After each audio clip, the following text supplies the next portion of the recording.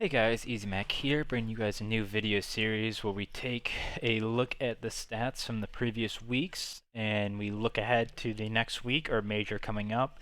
This week we'll be looking at Stage 1, Week 1, and we're going to be looking ahead towards Week 2/3, the new Super Week due to the Dallas power outages. Um, so, this episode will be brought to you by DraftBuff. That is the go-to place for Call of Duty Fantasy. It is where all of the Breaking Point team plays. We have a league with just ourselves. We also have a draft royale where anyone, just like yourself, could play. The link will be in the description below if you would like to join. To join, all you do is you go in either on their app or on the website. You join our draft royale and you draft your team with the salary given. You get 360 coins. As you see here, each player has a cost. You draft your team and then you compete against the rest of us and see if you can take us down. So, to start off, we're going to look at the results for week 1. As you see here, this is my doc, where it's kind of like my hub for statistics this year. I unfortunately don't have this public just yet. It might be public in the future, or I might try to get some version of this out for people that would like to use it for betting and fantasy. But we're going to see how it goes. It might take me a little bit. But yeah, so this is like the Atlanta versus Chicago match. As you can see, for every game mode, I have a bunch of data points that I put in to get the most out of it as I possibly can. I input it into the team databases, and then I pull it into a home sheet, and this is what I get. I put in the matchups for this upcoming week, all the results, all the statistics for week 1, the fantasy scores so far. This will be changing every week, every match, and then I have all the hard point, S&D, and control data. So we're going to look at who did very well in week 1, both statistically and in fantasy. We're going to look at who could have a bounce back week or as a low cost, who could, boom in week 2, and then we're going to draft our very own draft royale team for week 2 and see who we can come up with. So, to start off, we had a number of players who performed very well KD-wise and kill-wise. Arcides and Simp from Atlanta, Dashy from Chicago, Hook with the number 1 overall KD in Dallas was just an absolute monster. Kenny had a 1.69 in S&D, was a monster for LA Thieves. You had Clay and Asum, who performed really, really well for New York. You had a trio of Cammy, Kleenex, and Methods in Toronto that did very well. And when you look at it, KD sometimes doesn't go into a great fantasy score, so it's kind of hard to pick the statistics you want to watch that leads to a good fantasy player. But one that I've really started to like looking at when I do my draft royales every week is Slayer rating. And basically, what Slayer rating is it takes what a player's total kills would be in a best of 5 series if all 5 maps were played out for the entirely. So basically, this statistic allows you to compare series that only went 3 games to ones that went 4 or 5. Basically, it would take how they did in maps 1 and 2 and kind of duplicate that. It's kind of hard to do with 3-game series, but as the season goes along, it kind of levels out as there's more data. So looking at it right now, you can see Hook with a 102 and Awakening with a 103. And when we scroll over to their fantasy points, their total fantasy points, you see 102 and 111. They did fairly well. Kenny with an 83 when we scroll back over had a 92 Slayer rating, very high. Same thing with Dashy. He had a 90 Slayer rating. We go over 90 points. So it kind of does have a nice correlation. So you can kind of look at that and to see in forecast what a player might get in the next week. So that is in this row right here. I have all the hard points, S&D, control, and adjusted KD. So adjusted KD just weighs all 3 of these equally, whereas overall KD just takes all of the kills and just lumps them all together. But the problem with that is hard point and to some extent control overweigh compared to S&D, which has a very minimal impact onto it. So yeah, adjusted KD just gives S&D a lot more weight to it and kind of levels down hardpoint and control. So it just allows you to see. So someone like Simp, who had 1.24 overall KD because his hardpoint was a 1.1, his adjusted KD flies up because his S&D was 1.75 and his control was 1.3. So it gives them both a lot more weight, knocks down hardpoint a little bit, and that's what you get. So you see he played outstanding. I believe that, yep, that's the #1 adjusted KD. But again, that's kind of hard to look at right now because there's not a lot of data, unfortunately. So, by stage 2 and 3, when we have literally half the season's worth of data, that will be great to look at because you'll be able to see exactly how the player is doing across all 3 modes. So, as I said, Hook, phenomenal week. Awakening, he only played 1 series, so it's really hard to say. But he played very, very well. Kenny was super impressive. And I expect a lot of these players to be very consistent for the entirety of the season. This is going to be the schedule for the Super Week because weeks 2 and 3 got combined due to the power outages in Dallas. Some teams, the teams only played once last week, like Florida, like London. And I'm sorry about the Google formatting. It's sometimes when the database, when the sheet is pretty big, it starts like glitching out the formatting, starts doing weird things. So you might notice that that's on the Google Sheets end. But so back to it, yeah. So some teams are going to be playing 4 times, some are going to be doing 3, and that's just because each team plays 5 times in the regular season of these stages, and then it goes to a bracket. So some teams played, or 8 teams played twice last week, 4 teams only played once, so they got to get their 4 matches in this upcoming week. So a team like New York is going to be playing London, Minnesota, Dallas, and Seattle on each of these days. A lot of these matchups are going to be really great to watch. Toronto has a very hard schedule. They got Atlanta Monday, Chicago Wednesday, and then Paris and LAG on Friday, Saturday. Those are going to be great matches to watch. But let's look at some of the finer statistics and see how that went into the fantasy scoring. So the way fantasy is scored on DraftBuff is very kill heavy. It's per round for S&D. It's per game for both control and hardpoint. I do per 10 minutes for both of these because it just gives me a more accurate picture. It allows me to weigh these because sometimes the games, like let's say it's a 3-0 control, it's not as many kills in that game compared to a 5-round control. So I like doing per 10 minutes so you can really see the true fantasy value of each of these players when you're going to be drafting them next week. So, yeah, so S&D per round, the kills are worth 40 points per round, whereas the deaths are -10, and the opening duels are 50 per round. But unfortunately, you'll see the objectives are significantly lower than the kills. So, objective players like Asum, who play super well for their teams, he's a really smart player, he does all the dirty work, isn't going to be that fantasy like hard hitter because his kills per game sometimes aren't as high because he's doing a lot of like this sneaky work. So he's not that guy in the front lines, getting 2 kills and getting traded out. He's more of the guy who's either sliding in first and getting traded or making that long play. So you got to be wary of that. It just because someone has a low fantasy score like Attach or Major or Preston doesn't mean they're a bad player. It just might mean that their play style might not fit into DraftBuff's fantasy scoring. But one player who does fit in super well, I'm going to sort it by points from week 1, is Awakening. So Awakening is phenomenal. Like he was the #1 player for fantasy in Modern Warfare.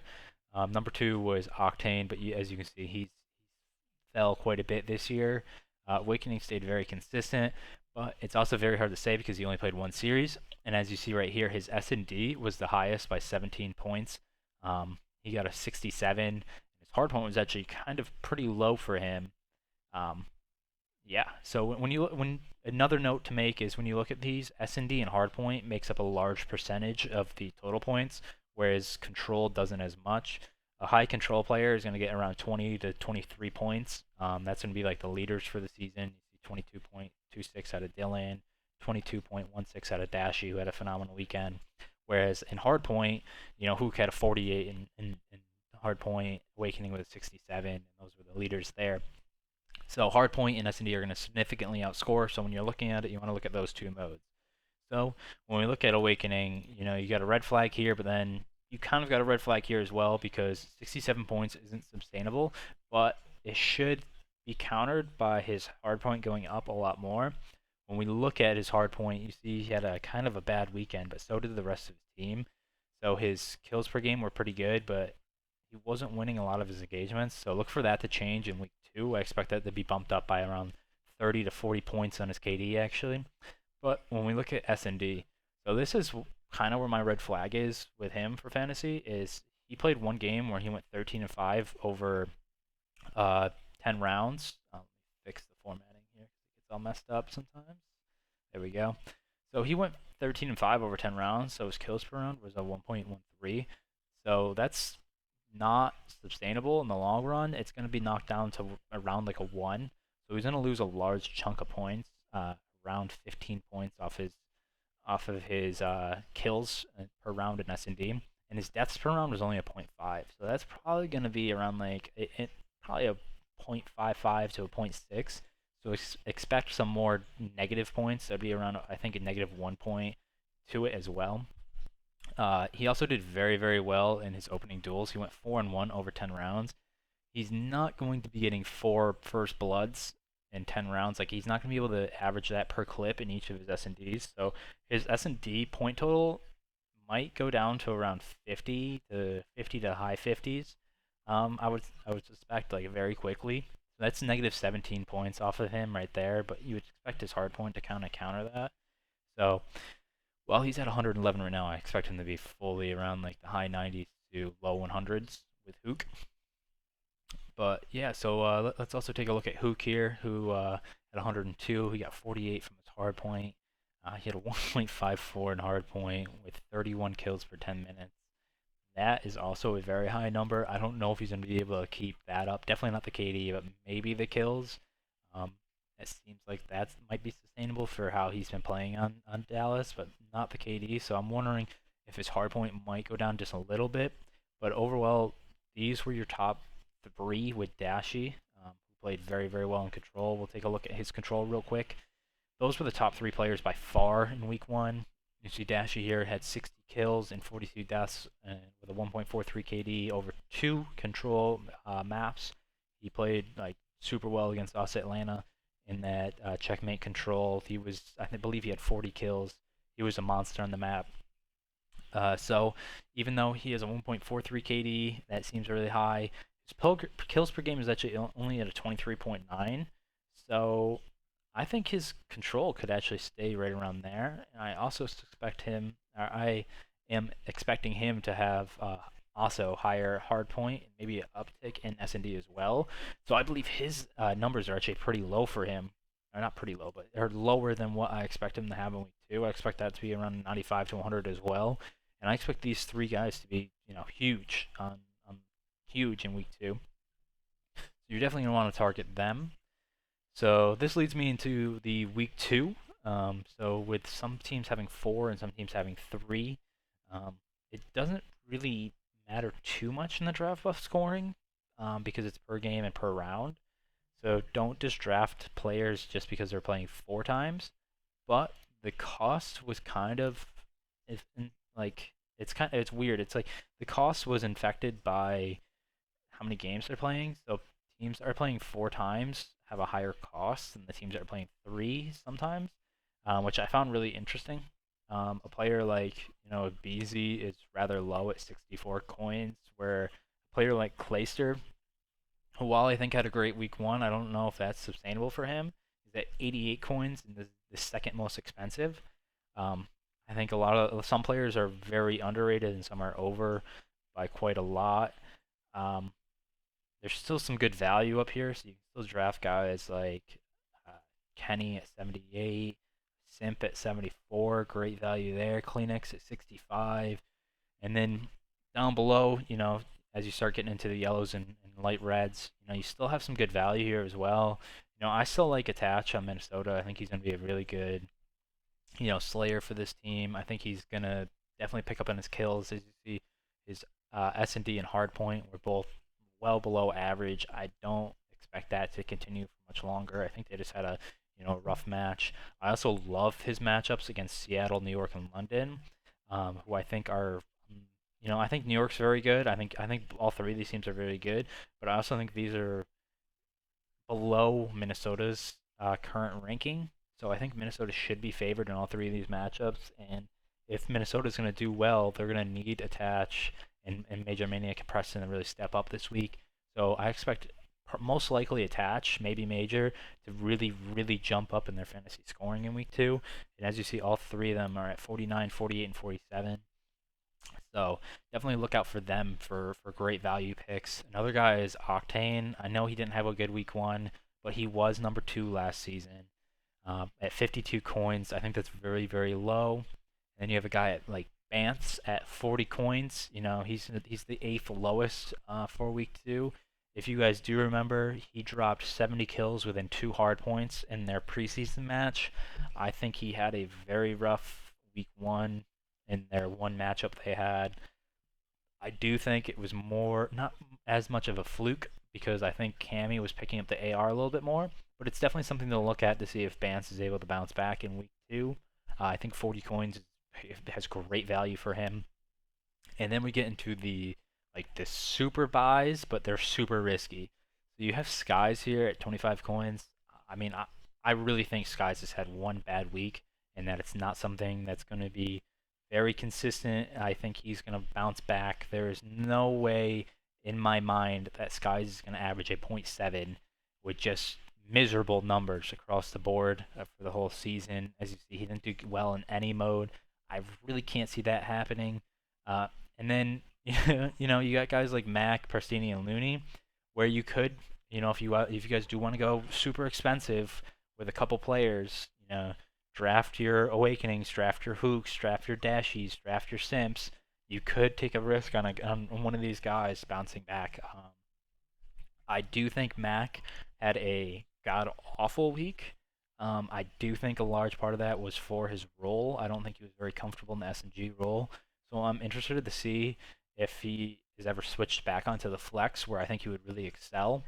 So if he's able to do that, he might have good value, but he also faces Minnesota and Dallas this week, so that might not happen just this week. So keep an eye on him.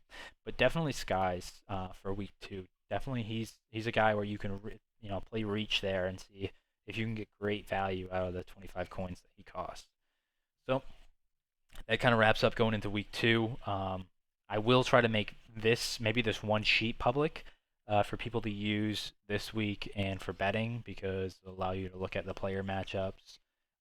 You know, as you know, Awakening Florida faces LEG. You can look at the AR matchup of Octane, and I believe their second AR is Fire, so you can kind of match up to see who's going to win those battles, and you know, go off that and try to pick your winner. And you can also see who's good at certain modes, like Maddie is very good at control. Trying to match up to see if Paris could take any of these teams in control and hardpoint, because they're kind of scary in respawns. But until then, we're gonna have to wait and see. But for now, I'm going to be making my fantasy draft royale team for week 2. There's a lot of good options, and as I talked about, there's great value in a lot of these guys. I usually, when I play my draft royales, I try to stay away from the high cost players, because it's really hard to get your value out of them. You know, even though Awakening has amazing point totals, 90 coins is a very large portion of your salary, which means you're gonna have to go with somebody low. I usually like staying in this range right here, where you can draft people that are, more at the average cost, and you're able to get your value out of everyone on your team. Whereas if you get more expensive people, you got to take risks. And if those risks do pay off, you're in a fantastic spot. But if one of your players that you spend 80 plus coins on has one bad week, you're really not going to have a high chance of succeeding. So I usually try to stay away from them. So here are the team costs for week 2 too. So obviously I have to go with Atlanta. Even though they're 55 coins, it's a lot of coins. I got to go with my team. But there's still a lot of great value in the teams. If you want to go more on the less expensive side, Florida, Minnesota, and New York are all right here in the 30s. They should be very well. Chicago at 46, Toronto at 45. Any of those teams might be great, but I'm going to go with Atlanta because I have to go with my team. For my first pick for this week, it's kind of hard because there's just so much value, but I am going to look at Toronto because I really think they're going to have a big week. And if they have a big week, it's going to be behind Cammy and Kleenex yet again. So I'm going to take Kleenex as my SMG for 65 coins because he fits right where I want to be spending per player. So right here you see I'm spending 120 per player so far, or 120 total, so that's 60 per player. I have 240 coins left, so I can kind of spend as I please there. Next up, I'm going to stay in this range. I'm going to look at my team. I do like Simp at 74, but I'm gonna go Tyler, Abeezy first at 64, and it will give me a little bit more room to breathe. I'm gonna stick him in my utility spot. He was at 64. Yep, 64. So I'm gonna plug him in. He's right around that range again that I want to be spending. Next up, I'm gonna go with like an AR because the AR spot can be hard to fill at times, especially this season when it seems like some of the main ARs don't have the highest fantasy numbers. So you got Clay here at the number 2 spot, but I think he's definitely overpriced this week. RCs and methods might be a little bit too rich for my taste. Accuracy, Minnesota. Slasher at 57, but I'm gonna go with Formal um, at 55 coins. I think that's great value for him on a main AR. I feel like he's gonna be a top AR this season. He's gonna have a lot of kills, especially on that Chicago team. I do feel like he struggled a bit. I feel like he was playing a lot of like the rotation and the hard point, and it wasn't leading to great fantasy numbers for him. I also think they had like the Chicago team as a whole had their fantasy numbers absolutely destroyed because they played so poorly against Atlanta in S&D. So as you see, Formal is below average in S&D, below average in control. So I definitely expect him to jump up those numbers a lot because he's actually going to be a key piece of that Chicago team for their S&D. So having him at 55 coins is a very easy choice, honestly. And this leads to 2 more spots, and I have 121 coins left. So I kind of got to be careful with who I'm spending. I can't just go up and get someone at 80 because then I would have to get someone really low, which again I don't really like doing. So I'm gonna look here and see if I can find another good value player, and I kind of like Shotzi at 65. The reigning MVP at number 13 for cost doesn't seem like that much of a risk. At 65 coins, I can plug him in and still have enough coins at 56 to get a great player to round out my roster. As you can see, I mean, my team's fairly standard balanced. I don't have too many bad matchups in here, other than, Kleenex obviously has to play Atlanta and Chicago, but I still feel like he'll be able to get his licks in if the team is struggling. So with 56 coins left, um, I'm at 304 so far. I'm obviously not going to be able to go past Alex, but there's still a ton of value here. Envoy at 54, MC at 55, Illy, Crim, and TJ at 54, 53. Again, Octane at 52. You can't really go wrong with him. I think he might have a bounce back week this week.